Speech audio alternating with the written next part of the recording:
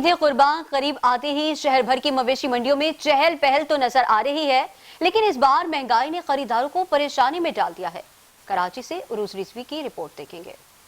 کراچی کی مویشی منڈی میں جانور تو موجود ہیں، مگر ان کی قیمتیں سن کر خریداروں کے ہوش اڑ گئے ہیں۔ بیوپاری جانوروں کی خوبیاں گنوا کر لاکھوں روپے مانگ رہے ہیں اور خریدار قیمتوں میں کمی کے منتظر ہیں۔ پہلے کے مقابلے میں منڈی لوز ہے کیونکہ مہنگائی اتنا ہو گیا، اس لیے لوگوں کے اندر جان نہیں ہے۔ بس ابھی تک تو خریدار جس طریقے سے ہر سال خریداری ہوتا تھا، ابھی تک خریداری اٹھا نہیں ہے۔ ابھی چاند نکلے تو دیکھو، پھر اللہ مالک ہے، اللہ خریدار کے دلوں میں ڈال دے تو پھر لوگ آنا شروع ہو۔ مہنگائی کے باوجود کچھ خریدار ایسے بھی ہیں جو قربانی کے جذبے سے سرشار ہو کر جانور خریدنے آئے ہیں، کیونکہ قربانی ایک رسم نہیں بلکہ عبادت بھی ہے۔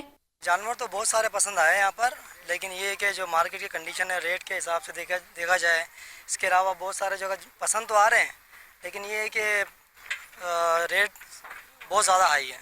منڈی میں جو بھی جانور جس پہ ہاتھ رکھو، جو پچھلے سال کے بنسبت اگر ہم دیکھ رہے ہیں اس سال، تو بہت زیادہ انہوں نے ریٹ ہائی کر دی ہے۔ یہ جانور پسند آئے، جانور کے لیے آئے خریدنے کے لیے، تو یہ بہت ہائی ریٹ بولے، جو رینج ہمارے ہے اس سے اوپر ہے۔